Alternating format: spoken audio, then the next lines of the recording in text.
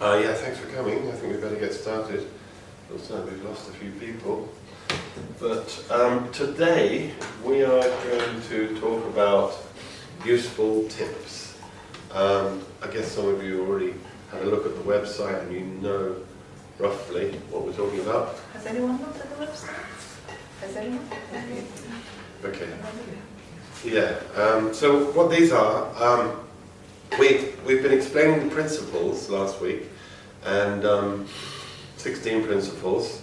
So as we've been practicing those over the years, we have encountered difficulties in our discussions sometimes, and we've come up with solutions, strategies for coping with those, and we've formulated them into these 18 useful tips that we have here. So what we're going to do is run through these one by one. We'll take turns, and try to demonstrate them, explain the rationale behind why we do, why we're teaching them, the value of them, and give you some, hopefully, a demonstration to help you experience that and see the need indeed for these. So my wife's going to start. Is there anything else you want to say about the introduction? Yes, thank you so much for a nice introduction. I'd just like to say one more thing. You may have discovered by now that this is meant to be interactive. So we are going to ask you to read them out, and we will try to explain the rationale, but we're also going to ask you to reflect back each principle, each useful tip in your own words. And please feel free to play devil's advocate and challenge us about the benefit of this protocol or useful tip. Sometimes we call them protocols. So we thought protocol might be a little bit too kind of like strict, so we call them useful tips. But if in your heart it doesn't make sense, play devil's advocate. Get us to explain to you why it helps, why it can help. Is that okay? So this is useful tip 1, and should we go this way around? Yeah? We'll get you to read useful tip 1. Is that the useful tip 1? We'll just bring it to Go ahead. First useful tip. Our discussions have 2 main parts: understanding Srila Prabhupada and responding to Srila Prabhupada. What is a response? A response is when we ask a question and then we discuss the lights to that question. Why don't we just call it a question? Because we do more than ask the question, we also explore the answer to the question. Yes. So, can anyone tell me in their own words what the first useful tip is? Don't read it off that, we've read it once. Just tell me in your own words what the first useful tip is. Anyone at all? This is a good practice for what we're going to get you to do when you actually discuss Prabhupada's books. Understanding and responding? Yeah. So understanding what the other person is saying? First we're going to start with Prabhupada. Understand what Prabhupada is saying. Prabhupada is saying. And then listen to that person and kind of I try to understand and go back and reflect back what they said. Yes. And then that should happen, and we do that with Prabhupada too. So now, were you going to say, thank you very much, Shamalaki. Were you going to put it in your own words? I've actually been to Sanga with Brenda Kishore and I've heard her say this word light, and then I was observing how she was speaking, so I've just got a memory of her speaking in my mind. So if I was to put it in my own words, I'd say it's sort of almost explaining your thoughts on your own question, and then also allowing others to explain their thoughts on that same question. Yes.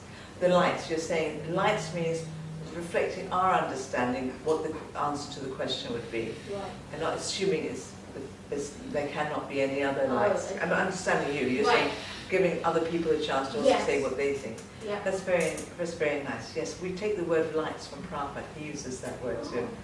But what's the main point of this first useful tip? If you were to go back and explain to someone the first useful tip, How would you put that? And you don't have that there to read it. What would you say the first useful tip is? Have you go? You want to have a go? Well, first we have to understand, Yes. and then, yeah,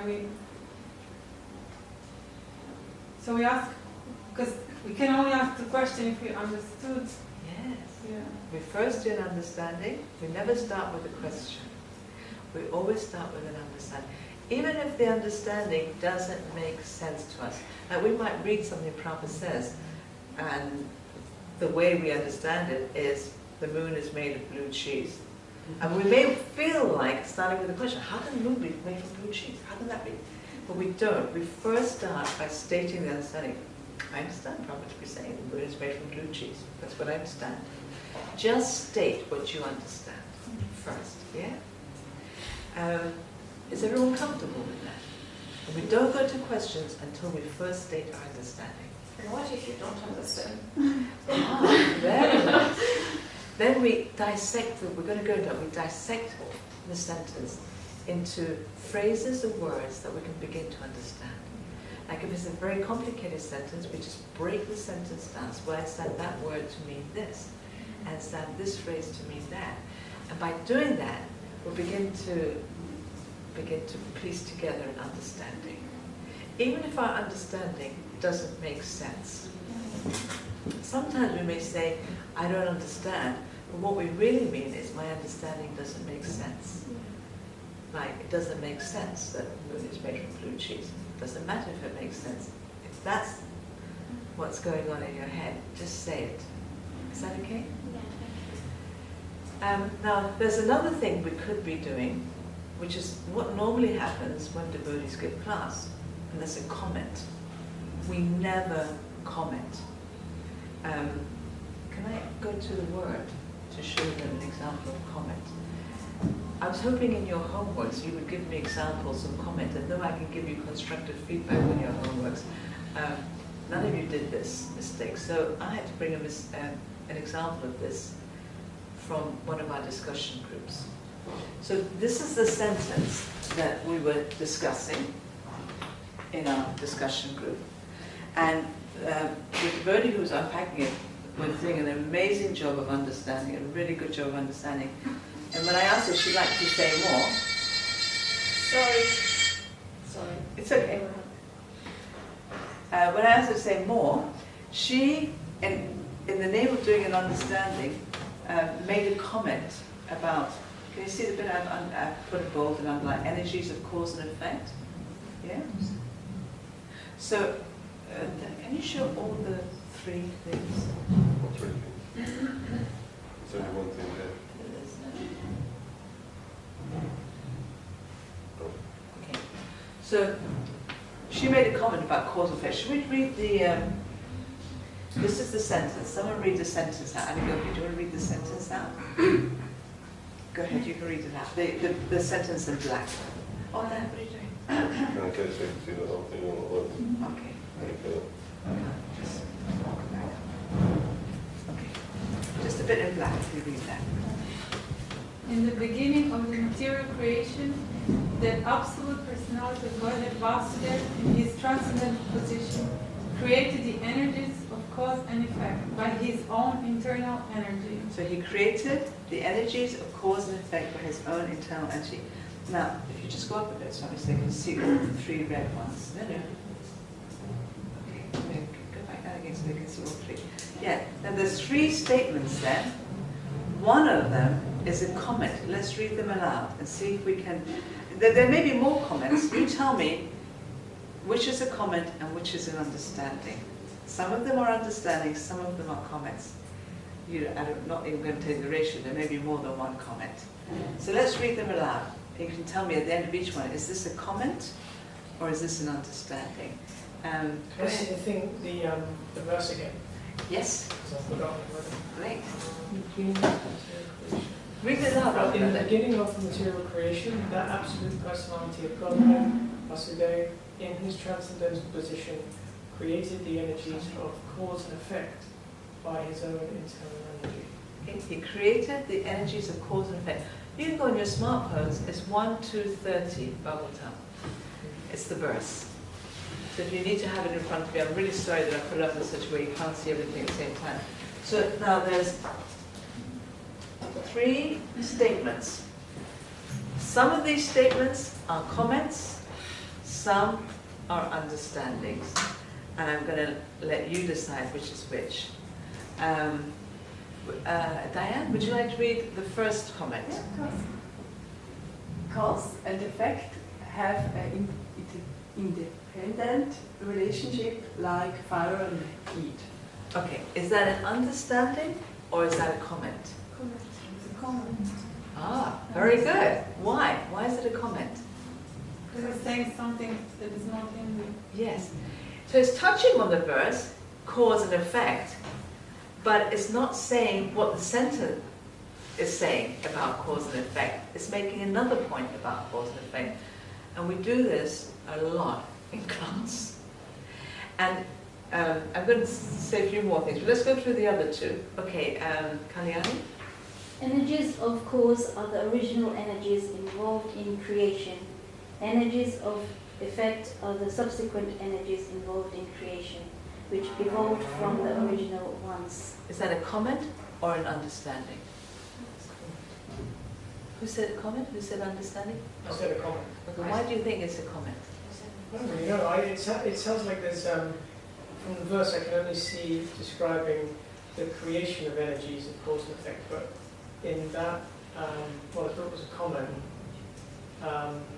It's talking about subsequent, it's talking about things in the timeline. I don't see that. Okay, you're saying it's not being said in the verse. No. It's talking about something else. It's something that happens after the verse is spoken. It's talking about a subject matter that might come up after what's being talked about in this verse. Yes. Did I understand you correctly? Yeah. Okay, does everyone agree with Ramananda or does anyone have a different view? I thought it was understanding. Why would you say it's an understanding? Because it refers to the energy, but also the creation, and there is not a creation. Yeah, now I have a doubt that I heard this explanation. I have a doubt. Okay, you're saying it's because it is talking about creation, in the verse it talks about creation, this is talking about creation, but you're not sure if your understanding is correct. Kalyan? And we would think that the cause would be before an effect, but Krishna can do both simultaneously if he wanted to. Are you telling me why, which, if it's an Yeah, understanding or I a think comment? this is a comment. Okay, it's a comment. Why? Because it's saying that, energies of cause are the original, and then it's going on to say energies of the effect are subsequent energies. He's putting his own understanding of cause and effect. Okay, he's putting his understanding. Yes. So is that an understanding or a comment? I still think it's a comment, Okay. because the sentence says Vasudev in his transcendental position created the energies of cause and effect. So he created them, but this person who thinks he or she is understanding is making a comment because he's expanding, saying that, he's saying what we all might think, that the cause energies are created and then the effect energies are created subsequently. Okay, But- he's saying something that's not in the verse. Okay, he's saying something. We might that's- all assume that. He's just making an assumption. Making an assumption, that's it. Okay. Who else agrees it's a comment? Everyone thinks it's a comment? Who thinks it's an understanding? It's almost like a hybrid. You think it's a hybrid? Why do you think it's a hybrid? Well, because they are sticking to the points that it's about cause and effect. However, they are bringing in additional information, almost like extrapolating or extending what's already there. Okay, So it's not like completely like an anomaly. Okay, you're saying they aren't talking about cause and effect, but they're bringing in points that are not in the verse. Yes. So it seems to be both a comment and an understanding. Yeah? Do you agree with that? It's a hybrid. Tricky one. Okay, the next one will be even trickier. But may I tell you, let's just see what my husband thinks it is. Okay, so what do you think it is? Comment or cause, or understanding? It's a comment. It's giving more information than is in the verse itself. You think it's a comment too? Okay. Well, that was my sentence, and I thought it was an understanding. And I'm going to tell you why I think it's an understanding. I think it's an understanding because it's unpacking energies of cause and effect. It's telling me what I understand is the meaning of energies of cause. An energy of cause is an energy that is an original energy. It's not derived from another energy. And I know from the verse that it's talking about energy, original energy involved in creation. And energies of cause and effect, so there's energies of effect. So those are energies which come as a sub-derivative from the original energies. So that's what I call unpacking. Unpacking is giving more information. But do you remember the very first time we did, the very first session, we did about surrender? Remember he was reading about surrender, surrender unto me, and then we went to Adi Shankaracharya, and he defined surrender as read Bhagavad Gita seriously and sincerely. Well, he was giving more information, but what he was doing was unpacking surrender. Can you remember that? And then Prabhupada says, there it says, one should read to scrutinize. He's giving more information, but what he was doing was unpacking, read seriously and sincerely. Do you remember that? So an understanding will bring out the meaning. And so you may be making the meaning more clear. So you may be giving more information. Can you see that? If you don't see it, because this is, I think, being able to make this distinction is a really important part of the discussion. And I'd just like to explain to you why I think it's a really important part of the discussion. So I'm going to ask you to reflect back what I'm going to say now. Okay? So listen so that you can reflect back what I'm saying to you. You know, Prabhupada said that his books are like a honey jar. Do you remember that? He says they're like a honey jar. And if we can open the honey jar and eat the honey, then we'll experience the taste.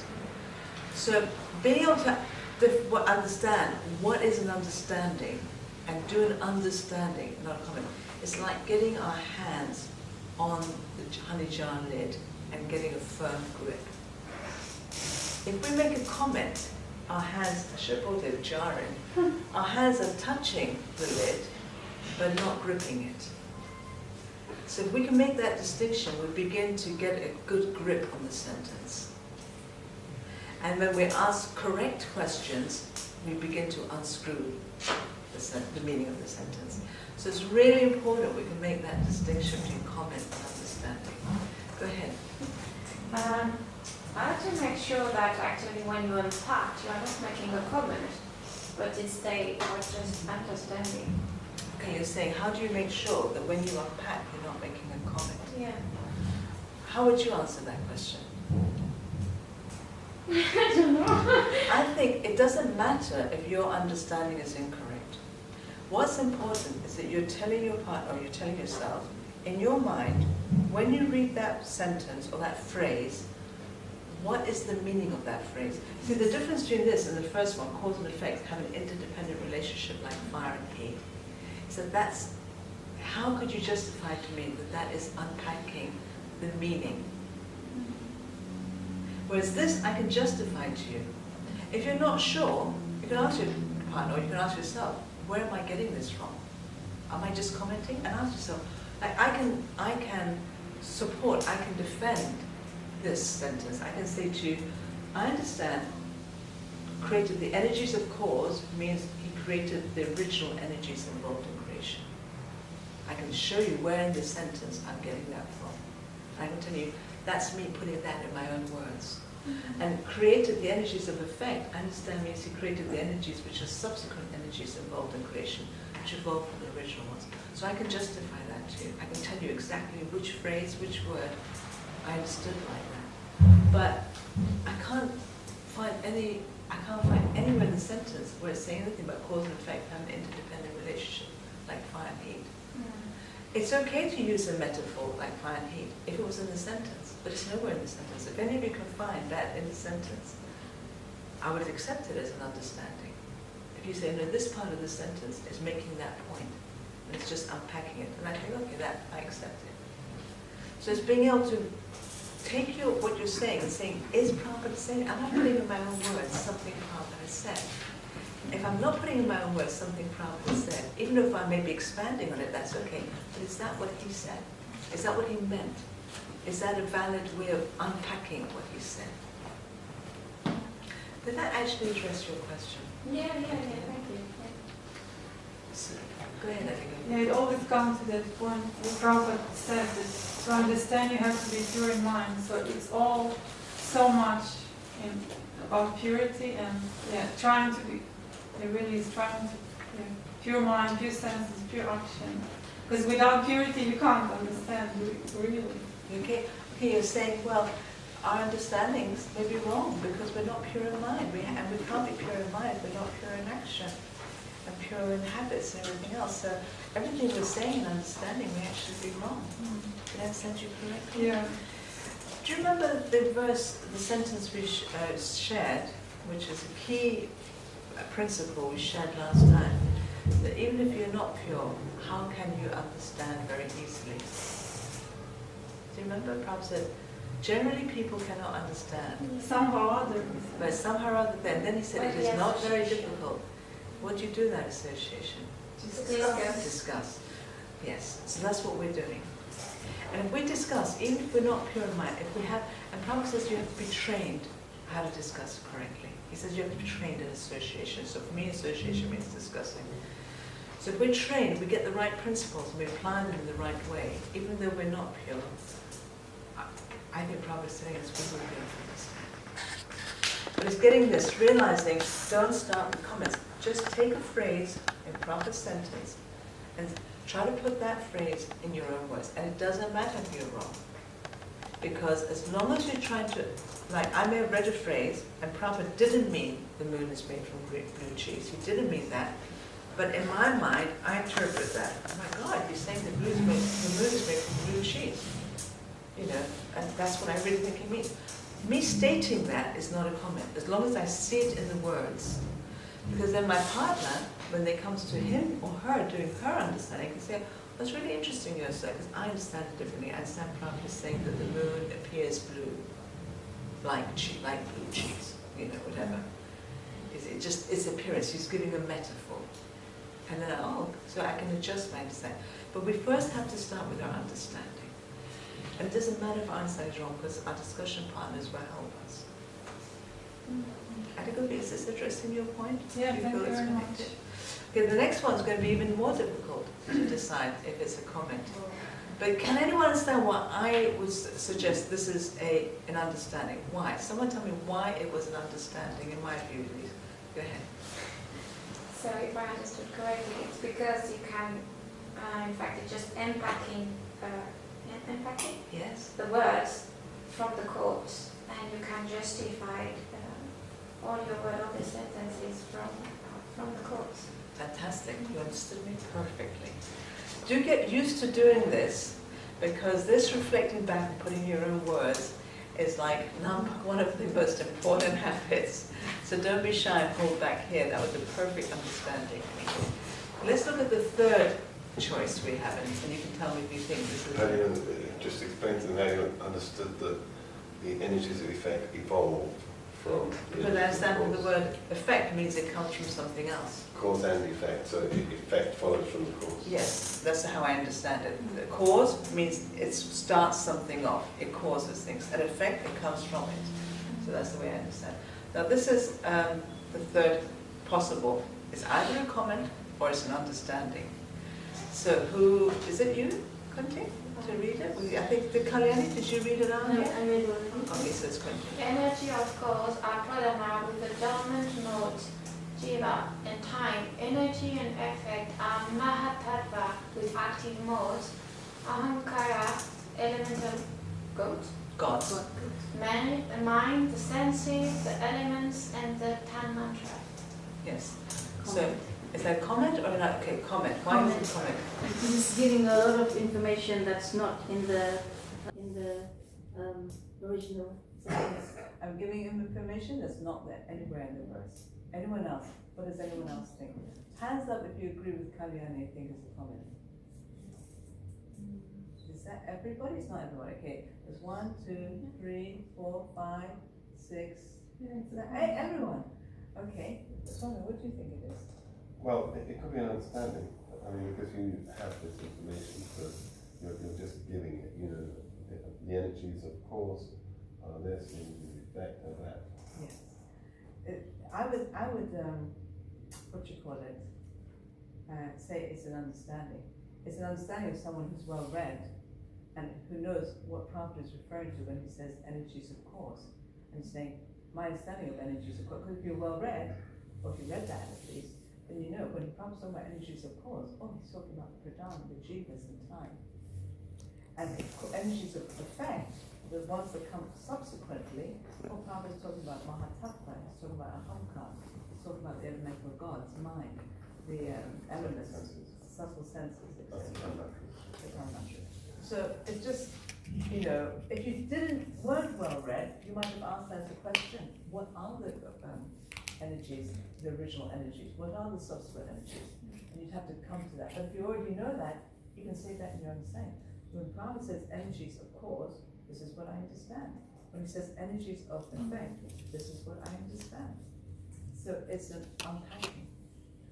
And you can give evidence. And you can give evidence. You must be able to give evidence.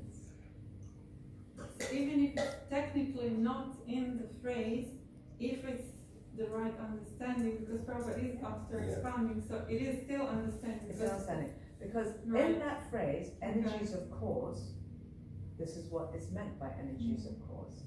The energies of cause is the pradana, time, and the jivas. And what are the subsequent energies of effect? They're mahatattva, ahamkar, elemental gods, senses, and the elements, and the subtle elements. So that is what those words mean. A comment is an unpacking. And that's where many of us go wrong. It's the difference between, Comments like evaluation. Evaluation, or you begin talking around this, a little bit like mind mapping. Yeah. It reminds me of this. Yes, like cause and effect, heat and light. Yes, the two things are similar. It's a speculation. It could lead to speculation, and it does sometimes. It may not, it may be a valid point, it's just not what Prabhupada is saying.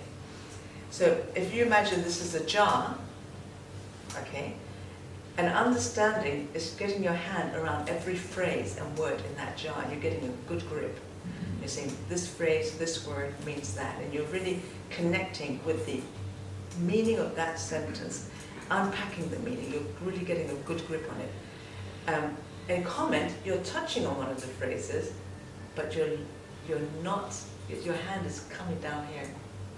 You're not getting the main point. You're not understanding what is called. It's like the very first phrase was, what was the first phrase? Cause and effect have an interdependent relation like fire and heat. So the person, so cause and effect, they're interdependent. Fire and heat are interdependent. That's like mind mapping. And it's when we do coaching, if any of you decide to do some coaching with me, it's one of the main areas I work with you to begin to help you get that difference. Because until you get that difference, you're not really going to be able to open up the honey jar. You know, you have to be able to make that distinction. Can I just make the observation, like in all of those sentences, the main point has been omitted in the understanding. Yes. It's saying that Gurudev Vasudeva in his transcendental position created. So he's not mentioned in any of those understandings. Absolutely, you're right, Kalyani, because we would unpack that sentence in more than one phrase. We would do it slowly by slowly. So I only wanted the rest of it, I was trying to find a real life example. And she did the rest of our understanding perfectly. It was only when she came to do her understanding of cause and effect that she did a comment. And I thought, let me use that as an example. But we wouldn't do the whole sentence, especially a complicated sentence, in one go. We would break it down. We would break it down. And that's something, that's going to be one of the other useful tips we come to. You know, breaking.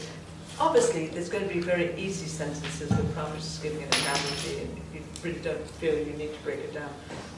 But a lot of Prabhupada's sentences are very technical, very complicated, and you'll see one of the useful tips is break it down into small chunks and unpack that small chunk at a time. Because they like coded science actually. Is that okay? Anyway, we can go over this more and more when and if we do coaching to help you get the difference between the two. So that's your turn. Okay. You're back on the Oh, yeah. So the second useful tip. Reading. Up to... Annabelle, is it you to read? Yes. Always start with understanding, never with a response, questions. When devotees give class, they usually read the purport and then they share their thoughts or commentaries. We suggest that you start with just understanding what Srila Prabhupada has written. Do not add your own thoughts or views at this point of the discussion. Just repeat in your own words what Srila Prabhupada means. Which is what we just read. Yeah, we've just been discussing. Just to, reiterate what this is all about, what we're really trying to do right from the outset is what? What's the whole purpose of this exercise, this whole Sadhu Sanga? What is it we're trying to do? Try to understand what Srila Prabhupada is Yeah. telling us. And what, yes, that's exactly right. And what does that amount to? What are we really trying to do? To understand, you've got it so right, you have to. What is Sadhu Sanga? Yeah. Here. Scrutinize. Yeah. Well, we're trying to get the association with the pure devotee. We're trying to, like Srila Prabhupada is the right person, we're trying to hear from him in the right way. So the whole object of the exercise is to, associate with Prabhupada. We started by explaining how he's non-different from his Vani. So by connecting, but we need to really connect with his Vani. And one of the dangers of reading his books is our own responses immediately come in. As soon as we start reading, our defenses come in. Ooh, we're challenged by something he said, or we don't really understand it, and we just, skim over it, or we have some, reaction to it, which clouds our ability to really connect, like my wife was saying, to fully connect with it in the beginning. So this is very important that we practice this skill of really understanding, so that we connect with Prabhupada, we hear what he's actually saying. And then we can do our response. Oh, did that make sense? Or, does that contradict something I think I already know? Does that, in some way challenge me? All those things can come after. But the first thing is to make this real connection with Srila Prabhupada, his words. Does that make sense? So do any of you have questions on that? We were just talking. Can I say something? Because sometimes when we read on our own, we don't really understand, we jump to the next bit, and then by doing that, you don't really understand. That's what used to happen to me. I didn't really understand when I first read Bhagavad Gita, and then when I start reading scrutinizingly, I understood what it meant. Right. And when I had doubts, certain things I didn't like, I thought, oh, why is Prabhupada saying this? And then when I come back and discuss it with the devotee, then understanding it made me understand. Then I wasn't so resistant to what Prabhupada is saying. I understood that, we're not this body. Why am I affected by this? What comment Prabhupada said, and then Prabhupada would say something else about that. About that, he talks about women and black person, they're not intelligent. And when I read that, I said, oh no, I don't want to read this, But when I read it again and discussed it with a devotee, like we do, scrutinizingly, then I realized, we're not this body, so why am I affected? And then Prabhupada had said something else to a devotee, so we need to be above this. We need to be on a transcendental form, not on a bodily conception. So then I understood, okay, he's talking, talking about this, but then why did they make comment? Then when I discussed, then it all came up. And it's cleared. I understood. Sure. Does that make sense? Sorry. Yeah, I mean, give an example that when you're reading, sometimes you encounter something which doesn't really make sense to you, or which, you read and you think, wait a minute, like Prabhupada's comments about black people or something like that, and you read that, and you thought, oh, I can't accept that, how can you say that? But you realised later that you hadn't properly understood what he was trying to say, and when you did, in discussion with another devotee, actually get to the meaning, his real meaning, then it was okay. You thought, okay, yeah, that's fine, that makes sense. So you can see the importance of this in getting the right understanding. Is that what you're saying? Yeah. Yes, you understand me perfectly. Yeah, I mean, there are many phrases that are like that. There's one in the Gita, one should be callous to family members. Is that what it says? Something like that. And you read it, I should be callous to my family, just ignore them. You would jump to that conclusion, but you have to go more deeply into it and really try to understand what he's saying. And in the context of perhaps other things that he said, because that isn't in fact what he means. So there's many statements like that. I mean, we see controversies, whole controversies arising over different things, that are in Prabhupada's books, because no one's taken the time to sit down and discuss and come to the right understanding in the first place. Might find maybe more agreement. So I say another one is also like connection instructions, where it says, I think twice in one verse, that you shouldn't associate with people that are not devotees. And that's another one that can be quite misunderstood, because most of the time, for most of us, we are around people that may not practice a spiritual lifestyle, etc. But actually, it's not saying don't ever look at them or spend time with them like that. Obviously, maybe to minimize like that. But it's actually, do you take to heart what they take to heart? Do you do exactly as they do? Like, association is deeper than just physical. Like, you can be in the same room as someone, doesn't mean that you have the same outlook on life and them, or the same approach to dealing with a situation. What someone may deal with it in anger, whereas if we're reading our text properly, sometimes it's better to be a bit more peaceful. There are uses of anger as well, but so I think the discussion really does help to make sure we don't, become fanatical or become apply it wrongly. Yes. Yeah. Good point. You're saying, that maybe gave an example of, is it nectar of devotion? Nectar of instruction. Yeah. One should not associate with non-devotees, so, what might you think, wow, that's it, I've got to keep myself aloof from everyone, except in the temple. But then, when you go into it more deeply, what does associate actually mean? You shouldn't take the association, which means to assimilate their ideas, their thoughts, and their habits and behaviours, and that kind of thing. So it doesn't mean just being in the vicinity of others like that. And if you don't get the right understanding, then you could end up with a fanatical interpretation and approach, that is completely wrong, and it's not what Prabhupada wanted or said.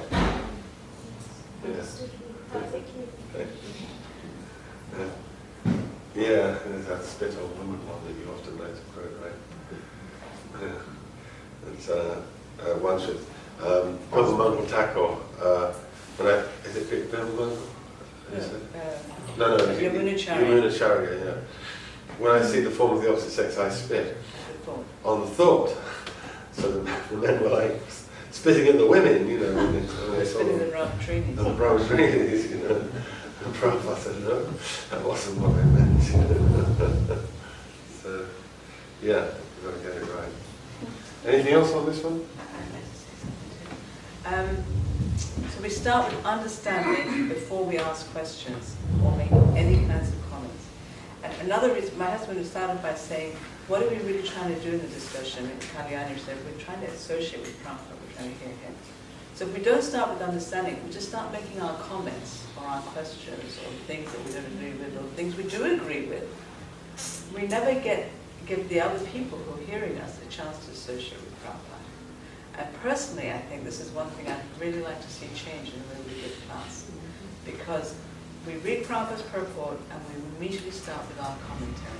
So people aren't associating with Prabhupada's points systematically in that purport. They're associating with our commentary. And there is value to our commentary, but not as the lead. The lead has to be, what is Prabhupada saying? And I can put that, unpack that as we saw previously in my own words. That's great.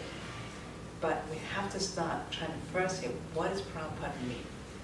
Before we start our questions or our comments or objections or our agreements or anything like that. Just we make sure we're making that connection. Should we move to the third one? Now we're up to Parabhakti, do you want to read that? Number 4. 3. Third useful tips is deconstruct the sentence by unpacking the meaning, a phrase or word at a time. When you have systematically deconstructed the whole sentence, again reconstruct the meaning of the whole sentence as far as possible without using any of Srila Prabhupada's own words. Yes, that's right. So what does that mean? Someone put that in your own words. If you're going to use the habits we teach in this, you're going to have to be doing a lot of this, putting things in your own words. So this is a really good time to start. Who can put that in their own words? It's the Humpty Dumpty. So you break Humpty Dumpty down, and then you try and understand all the parts, and then try and put Humpty Dumpty back together again. That was perfect. Perfect understanding. That's what they do in science. They don't do it very well. That was excellent. Hi, Laura. That was a really nice understanding. He's giving the example. If you want to understand what Humpty Dumpty is like inside, is he a chocolate egg? Or is he got a yolk inside? What is he? You first break him. You break it down to bits and pieces, you analyze what it is, and you put it back together again. It's like that with the sentence. Especially complicated sentences, and many of them will be. Do you remember the very first sentence we did in Bhagavad Gita? I didn't use this one, so I've memorized it. Bhagavad Gita is a widely read theistic science summarized in the Gita Mahatmya. Well, we were only able to extract valuable meaning from it because we broke it down, summarized in the Gita. But there's valuable meaning in theistic science. What does that mean? So I wouldn't just say the understanding of that sentence in one go. I'd break it up. What does Prabhupada mean by theistic science? What does he mean by widely read? What does he mean by summarizing the Gita Mahatmya? So you break it down bit at a time, and then you pause, and you let the person reflect back to you. And then at the very end, when you've understood the different constituent parts of the sentence, then you say, okay, now altogether I understand Prabhupada means this. Is that okay?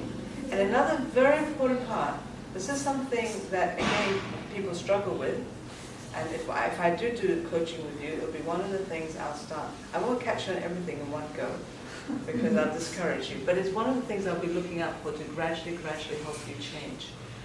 And that is using Prabhupada's own words. If we use Prabhupada's own words, it gives away the fact we didn't understand. If all I can say is, well, Prabhupada is saying Gita Mahatmya is a summary of the Bhagavad Gita.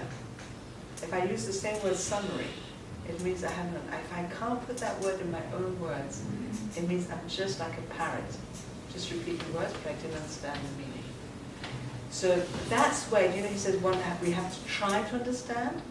If I'm trying to find another way of explaining the same point without using any of Prabhupada's words, we can use a metaphor the way Ramananda did. We can find synonyms. We can use an example from life, anything. But we have to find a way of explaining what Prabhupada means by summary without using his own words. Like summary, I can say the essence, or I can say the bullet point. I can use so many different ways of understanding that word. Does that make sense? Someone reflect back what you just heard. Thank you very much, Shakti. Do you want to reflect back what you heard? Because you're very good at this. It's experience that reflected that. What I was going to say is that we should not be like a parrot, repeating exactly what's been said in the same words, but we should do it in find our own words. And we can do it by using examples or analogies or different ways. Perfect. You understood perfectly. Thank you. Yes. Okay, so if no one has any comment, do you have a comment you wanted to make? Okay, if anyone has a comment? Not, we'll go to the next one. Up to the Fourth useful tip. When empathically understanding your discussion partner, you can use 3 steps. 1. Repeat the word or phrase your partner is unpacking. 2. Repeat your partner's explanation. 3. Put their explanation in your own words. Steps 1 and 2 force you to listen and also help the other person feel truly heard. If you find it hard to listen, just focus on these 2 steps. As you become more practiced at listening, you can try adding step 3, which is to put their meaning in your own words. Okay, good? Step 3 is excellent for giving your discussion partner psychological air. They hear their own meaning with phrase, which gives them a chance to either reconsider their understanding or to feel more comfortable with it and build on it. If we are enthusiastic and patient in implementing these tips, it really helps our discussions become exciting journeys of discovery. Okay, so someone put that in your own orchard. That's right. Yeah, does someone do that? Put it in your own words. Anybody? Go ahead, sir. There's 3 ways to empathically show someone that you've understood their thoughts and their understanding of something. The first 2 are just repeating, so using what they've already said, their own language, to show that you've listened to them, and that can make them feel like you actually have understood them and heard them, because it's exactly as they've said it. And then the third one is to, I'm trying to do it without looking. The third one is to say it in your own words, but not detracting from their understanding, which may help them to understand it. Like you said, psychological air gives them psychological air, helps them to see their own understanding in a different way, to decide whether or not they still agree with themselves, or whether they may think differently and want to change their understanding, or it might bring up someone's thoughts, anything like that. Perfect, very nice. Yeah. The thing about understanding is it's up to the person who is being understood to say whether or not they've been understood, because have you ever been in a discussion where you've said to someone, you haven't understood me? Of course I've understood you. I've completely understood you, and this is what I want to say about it. And they give you the commentary, and it's like, and there's no connection at all, so because they think they've understood doesn't mean they have. So you've got to first demonstrate, and these steps are the way to do that very solidly. So first of all, did you even hear what I said? Reflect it back, and then after that, you gradually take it a bit further. So this is a very important part of understanding. And your reflection was very good, Sal. Yeah, that was good, perfect. Yeah. Learning from the best. Without even looking. Maybe.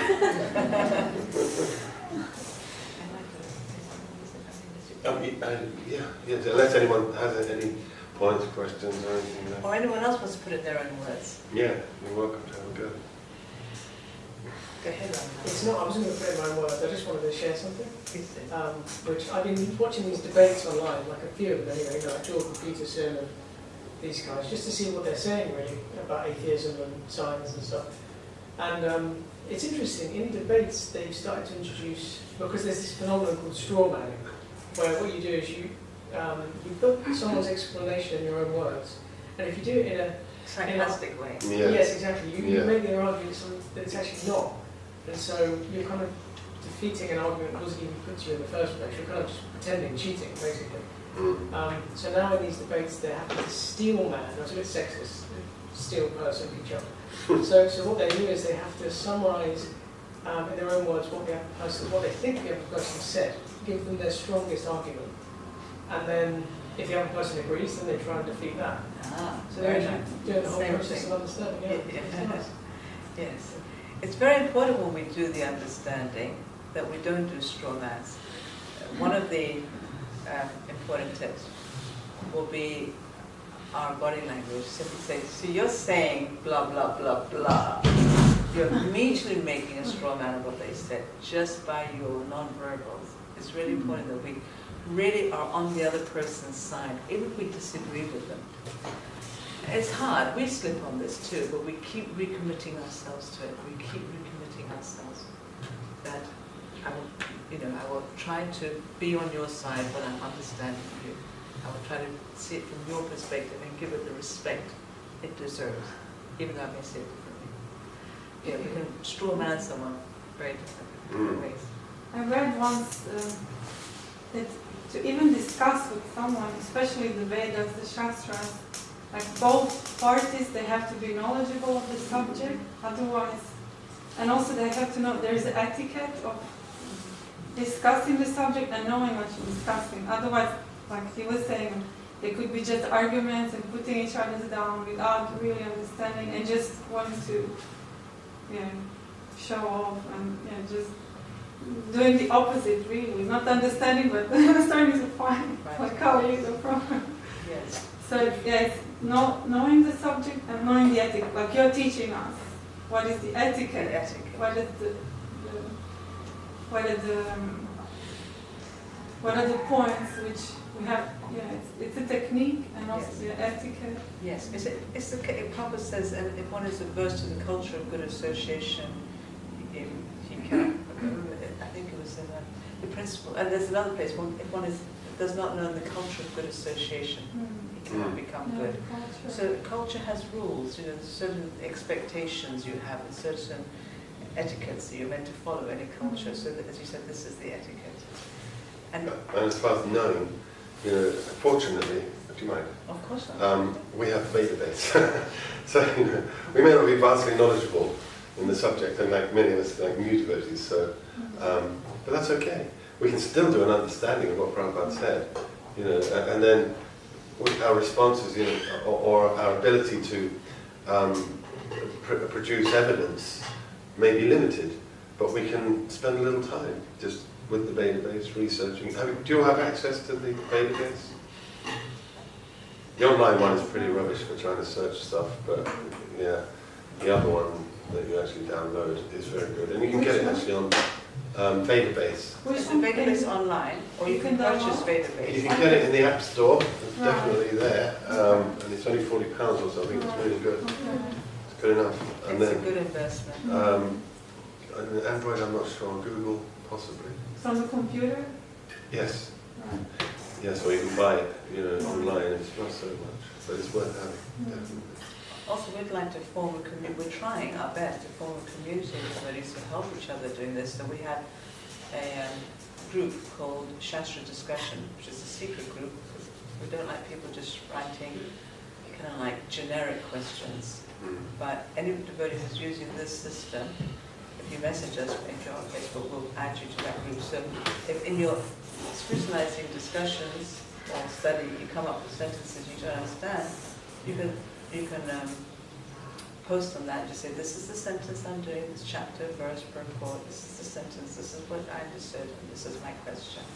And we will try to also help you with evidence. If you can't find it, we will also do our best. And then we have now our very first meeting on the 27th. Bhakti Samrita Swami is going to meet devotees who are doing this. You're welcome to come. If you'd like to come, let me know. You all need to hand me back your details. You took away your forms last time. Which day? It's a Thursday in the morning. But it's only going to be the first of many, I hope. We hope to arrange them at different times. So for questions that we as a community of devotees who do this can't answer, send your questions to Shastra Discussion. If we can't answer them, we'll keep them and we'll take them when we meet more learned devotees. We'll say, look, this question none of us could answer. Do you know? Some of them we might be able to answer amongst ourselves. So it's a matter of creating a support group with each other, of Shastra discussion together that will help each other find evidences. And then once in a while we'll meet with someone. We have an A4 size book that we used to write all up. We gave up in there because we couldn't find anyone to answer the phone.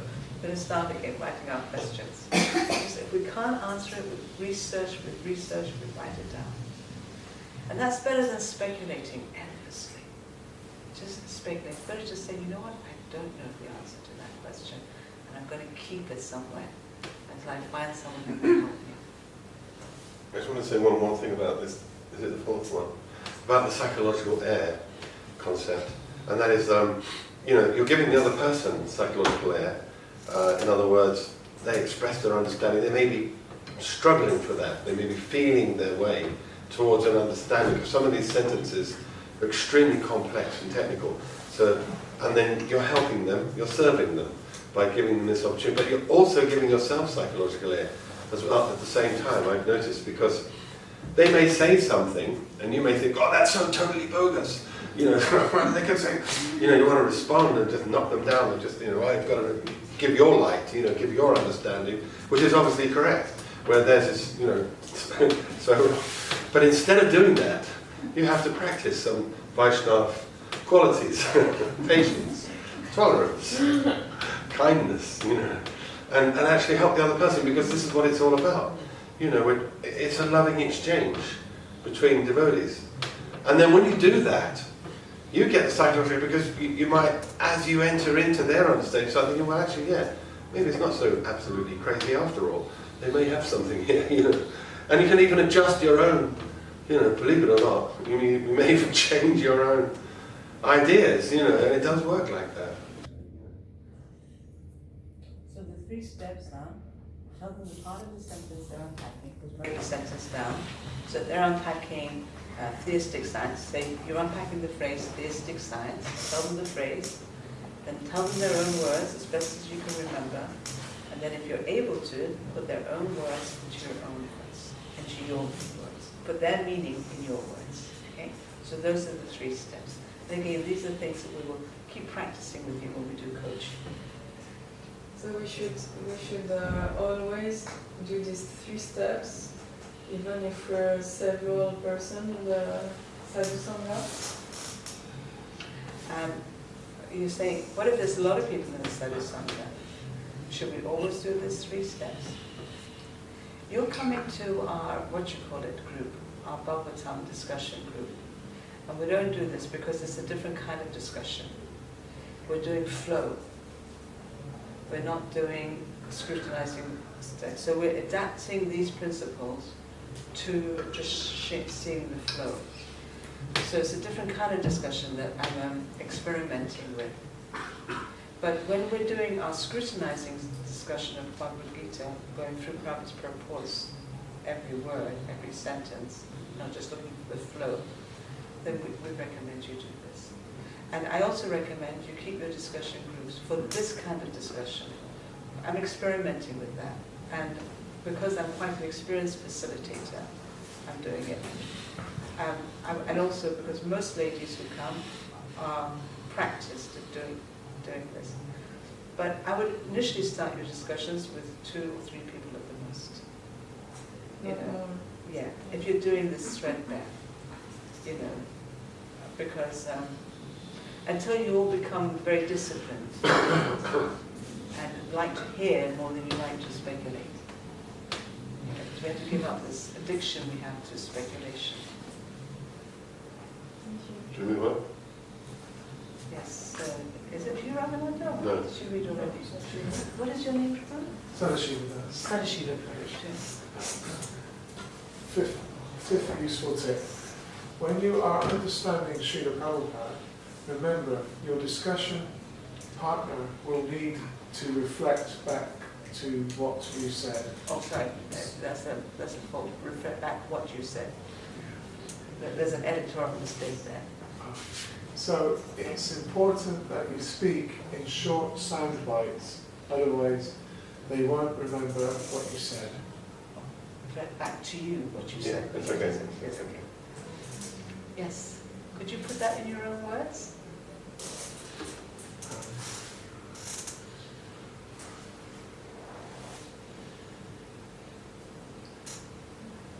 When you speak to your partner, just keep it very simple and direct, and don't go on for too long so they can understand maybe what you're saying. Yes, very nice. You say, keep it to the point, don't overcomplicate it, and don't say too much. Just say a little bit. Am I reflecting back what you're saying? Am I understanding you Yes, correctly? that's what I was trying to So say. it's just saying, it's very nice. Ravishak, do you want to play around that? No, what I understood is that when we are understanding the Prabhupada, we need to keep in mind that our partner needs to reflect back. So we should say it in small bites so that it's easy for them to reflect back. Perfect. Yes, thank you so much. Does this make sense to anyone? Yes. Right. It's a comment. So, you remember the example you gave us with different comment and understanding? So in that case, we wouldn't choose the understanding, like for example, unpacking the word of, which was how it cause an effect, which was a very long sentence with a lot of term. Would we avoid to use this? Okay, you're saying, I gave a couple of examples where I explained it, that energies of cause are the pradhan, the jiva, the energies of effect of the mahatattva, ahankara, etc. Would you say all of that in one soundbite? Did I understand you correctly? Yeah. In our discussion I did, but this is only because it's a... But in a scrutinizing discussion, no, I'd break that down. If there was two of us and we're doing a scrutinizing discussion, I'd break that. I'd say energies of cause are the original energies like pradhan and the jivas and time. And then I would pause and let you reflect back.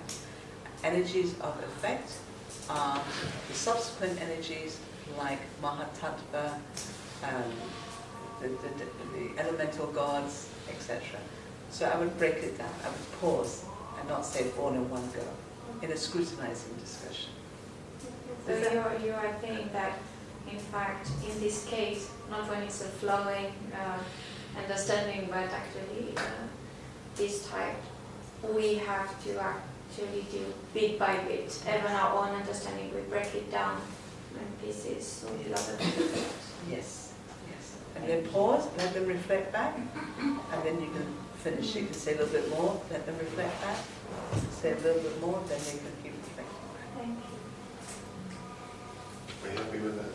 All good? So,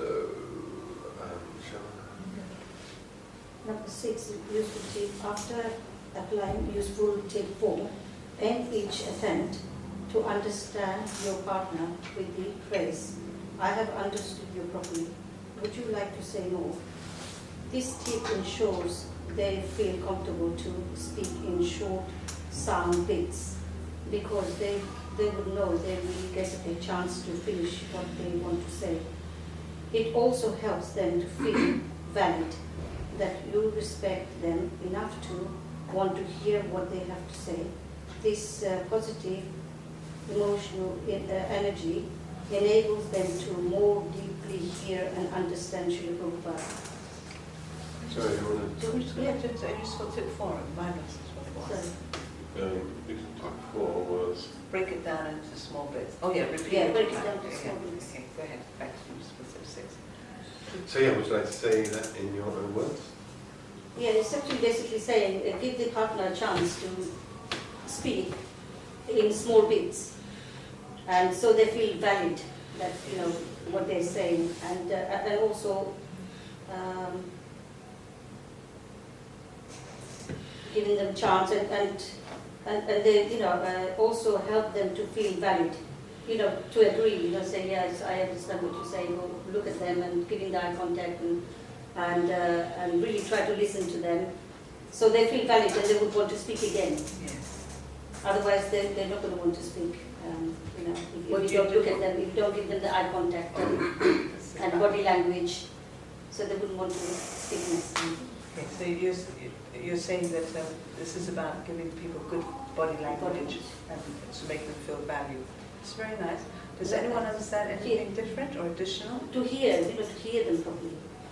Listen to them Listen to properly. them properly. Okay, that's very nice. Anyone understand anything additional? Let me see if anyone else is. Go ahead, Sanga. I was just remembering this quote by, I think it's Maya Angelou, and she says that people will forget what you said, they'll forget what you did, but they'll never forget how you made them feel. So it just reminded me of that, just to emphasize that positive emotional energy that you've written about there, because it can literally allow people to open up and keep that discussion going, so that we are, going to get to the goal of actually understanding from a pure devotee, or it can just shut the whole thing down, and you just lost the whole value and purpose of what you're trying to do. So you're talking about the importance of creating positive emotional energy.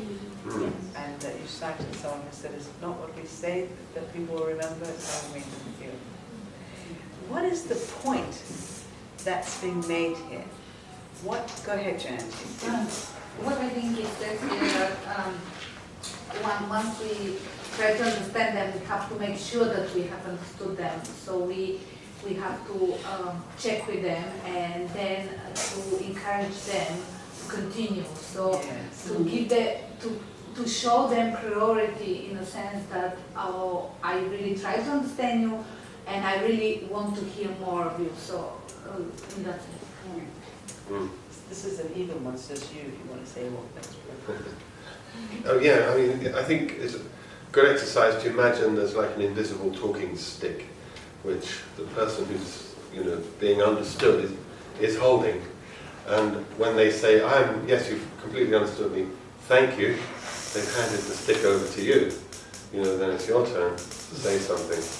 So it just takes a little patience, but if you're both committed to the process, there's no reason not to be patient, because you're going to get your turn to say your bit, So, and they'll do the same courtesy to you, to enable you to go through your whole train of thought.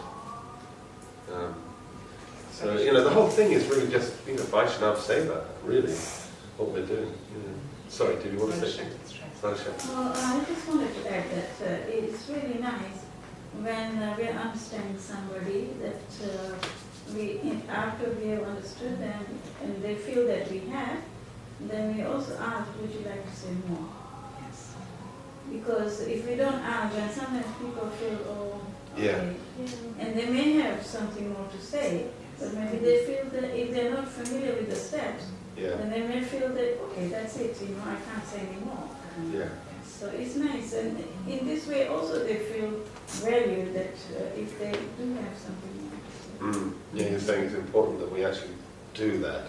That formality of asking them, do you have something more to say? Because otherwise they may feel inhibited. Perhaps they've spoken already for quite a long time, they think, well, don't give them a chance, But they may have more that they want to say. So you should encourage them to do so. I'd just like to also say, because we didn't reflect back what Jayanti said, both Jayanti and Radha Shakti got this, put it perfectly in their own words. It's all about the verbal habit of checking with them, have I understood you? Not assuming we've understood them, have I understood you? And would you like to say more? Can I just ask, did you want to say more? Can I just ask, in your personal experience, when you're talking to someone, when you close your mouth from saying something, what do they do? Immediately respond. Yeah. Immediately. Yeah. Sometimes they don't wait, they interrupt in half sentence and try to say what they want to say. I saw one of these memes on Facebook, I think, amongst my many addictions. Is that most people listen not to understand, but to respond. And that's one of the main problems of communication. One of the main problems is that we don't listen to understand, we listen to respond. And this habit is, this protocol, this tip, whatever you want to call it, is trying to consciously change that in ourselves.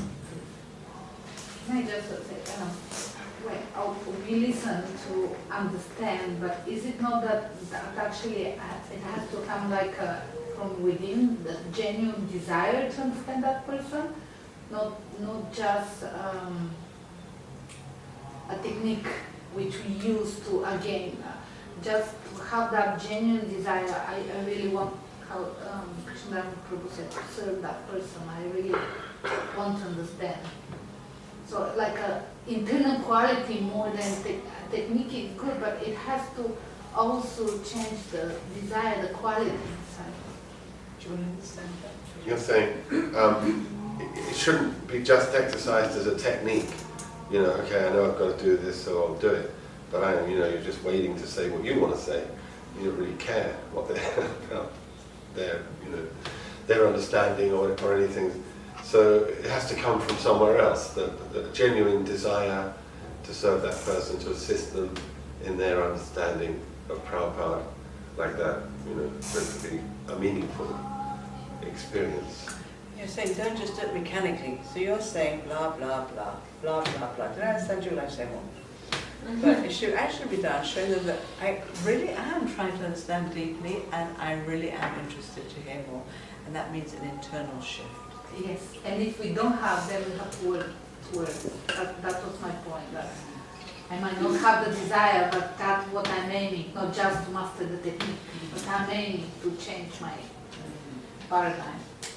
And you're saying part of the training isn't just to get the mechanical technique, part of the training is to change the internal paradigm or internal attitude. Did you want to say more? No.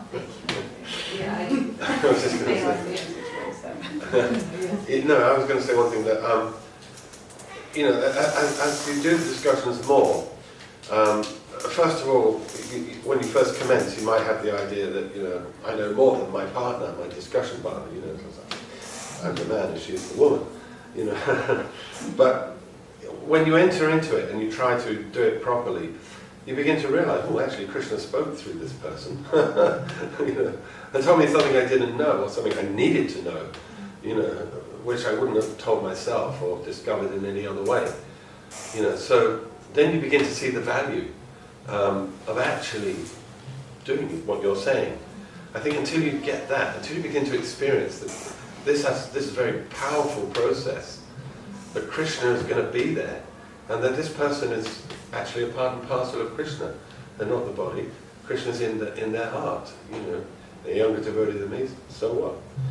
Still I can learn from them. The wise man learns from even a fool. The fool learns from no one.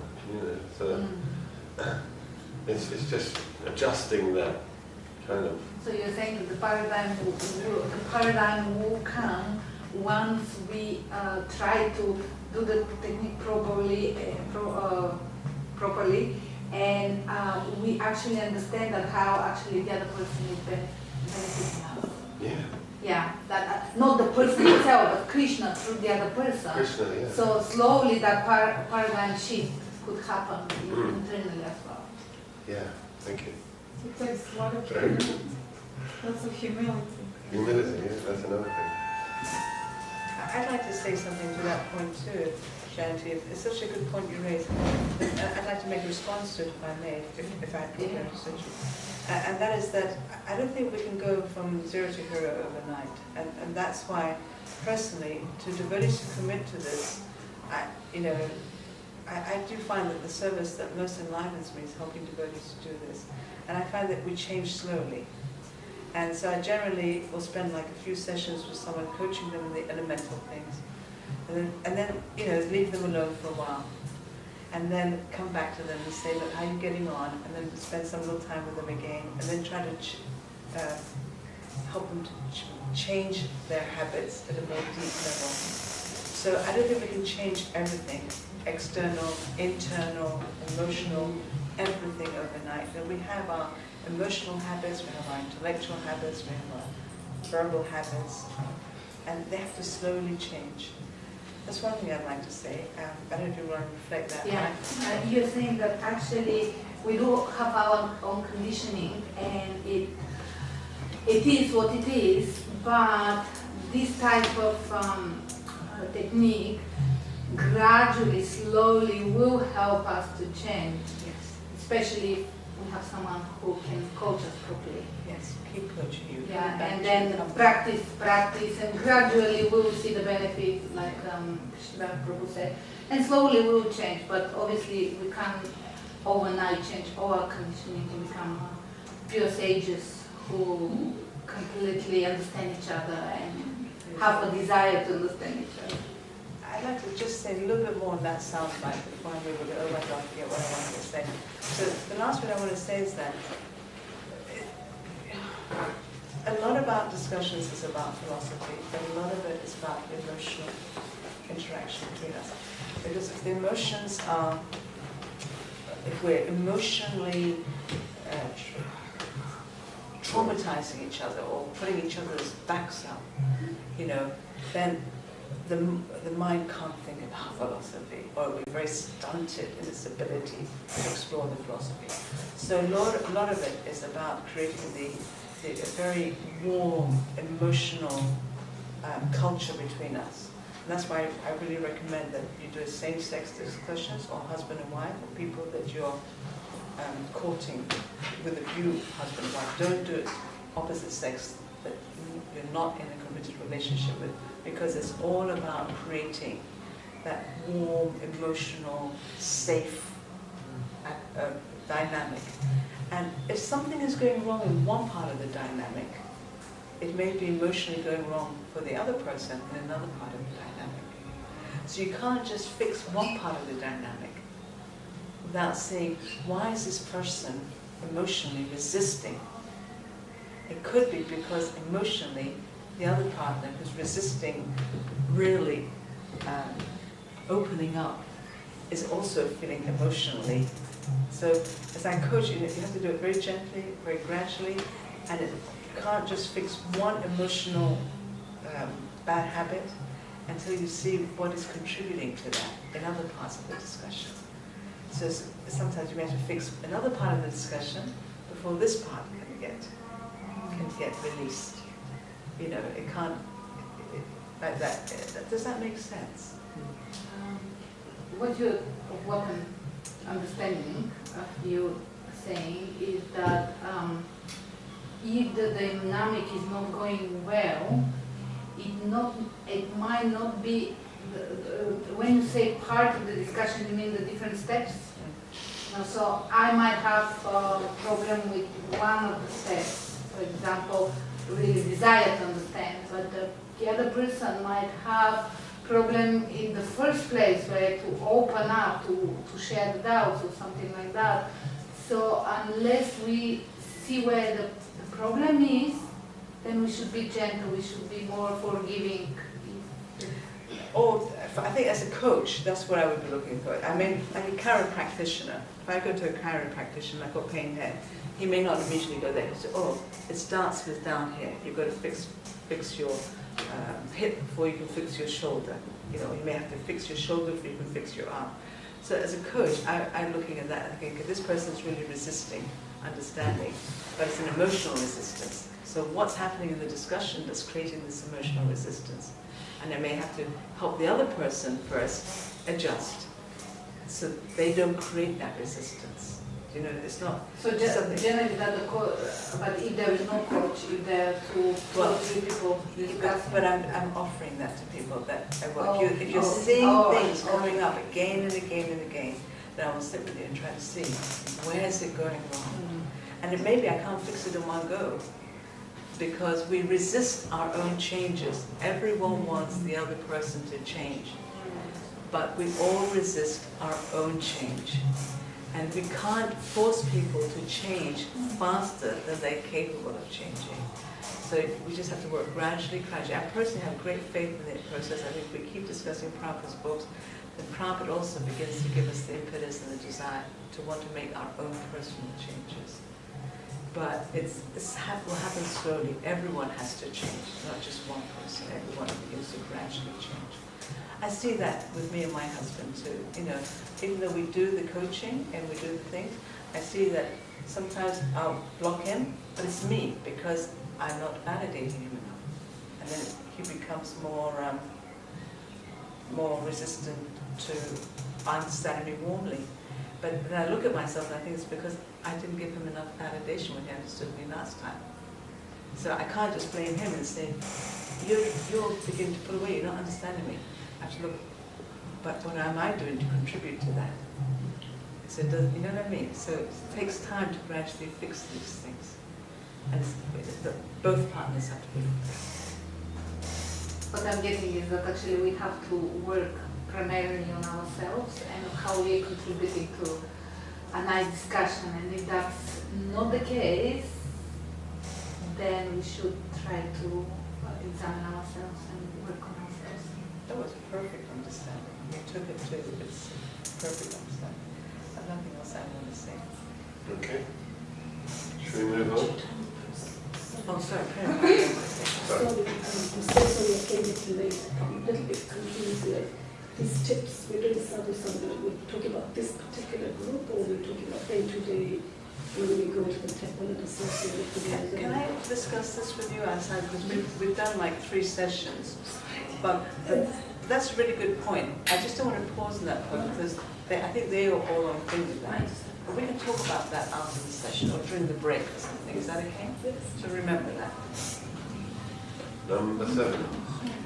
Oh, we're back to the beginning. Oh, it's Shamananga. I think it's Shamananga. Oh, you read it.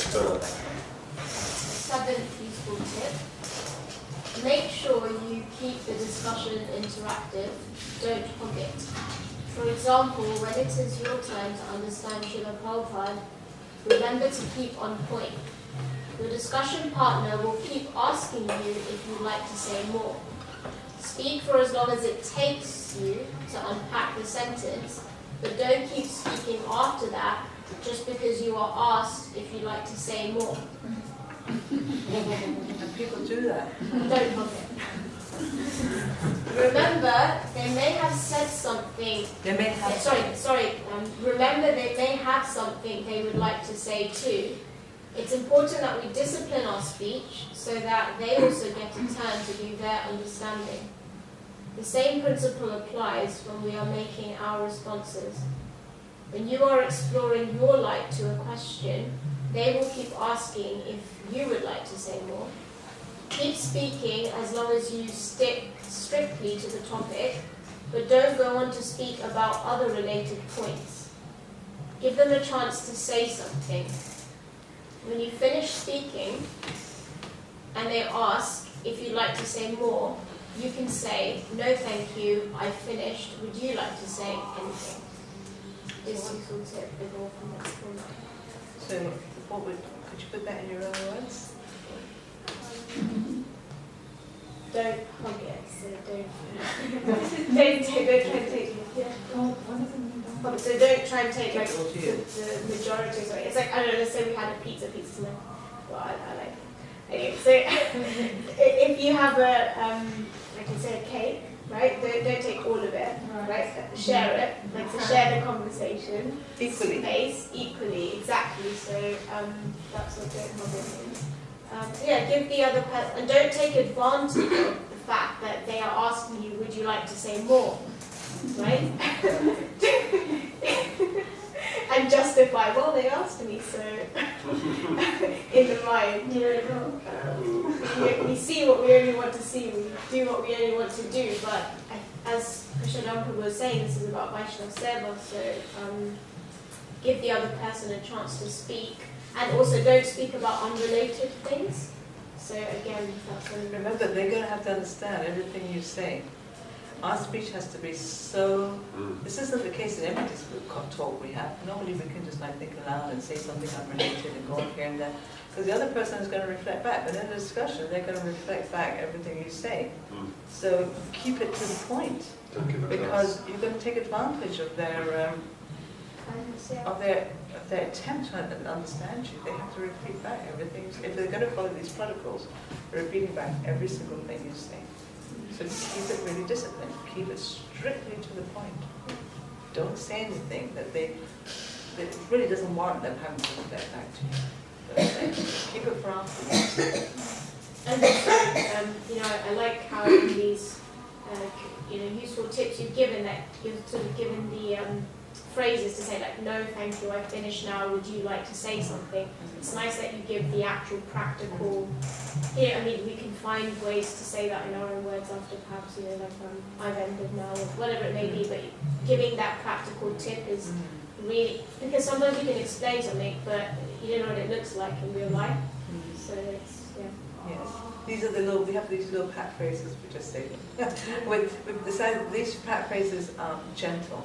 Because you can say the same thing, you can say it in a way that sounds more harsh.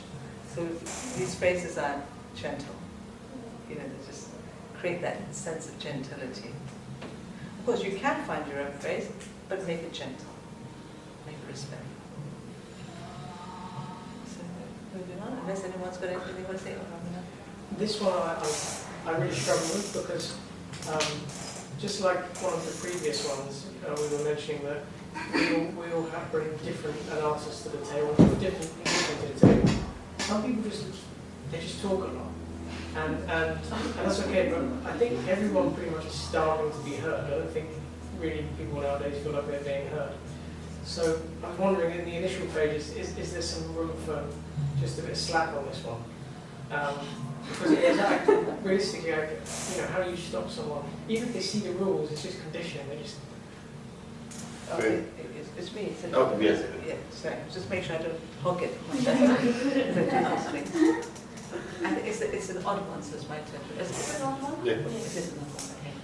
So you're saying that you find that most people really tend to keep talking, and Me included. But. and you say yourself included, and can you just kind of like relax on this in the initial part when you first learn into the discussions?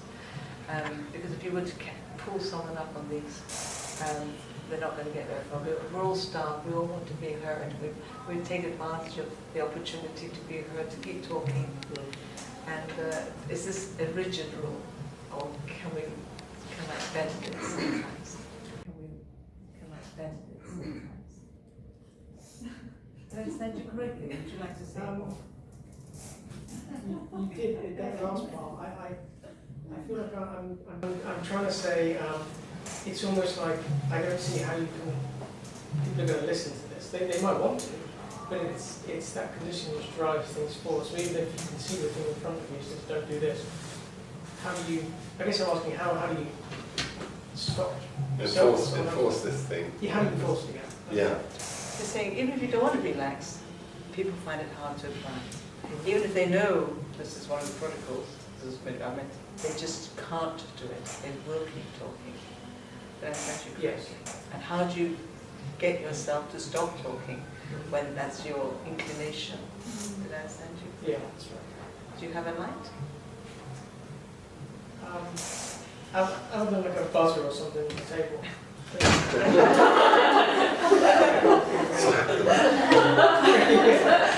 Okay. Those plastic hands that comes up. Can I share a light? Please. Is it okay? Did you want Yes, to share no, a light? I get my life. Okay. You're right. We're not going to change all. We're just saying it all in this seminar. But when I do coaching, I never catch everything to start with, because we cannot 100% change overnight. I see people take several years to change, quite a few years to completely change. But at least you know, because if you have the inclination to keep talking, you're going to lose your discussion partners. You'll either lose them physically, they're not going to want to come back to the discussion because they just feel like they're not getting a chance to speak. They just don't want to come back. Or they'll come back, but you've lost them emotionally. They're not going to be emotionally involved.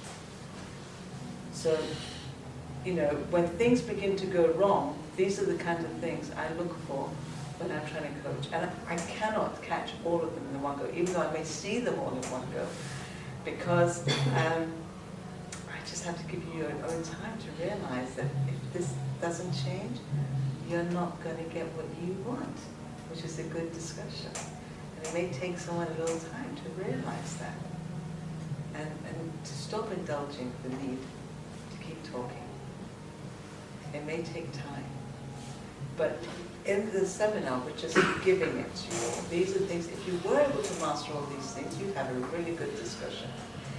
If you're not having a real good discussion, you're losing your emotional discussion part emotionally, or you're just losing them physically and not coming back, then one of these things is going wrong.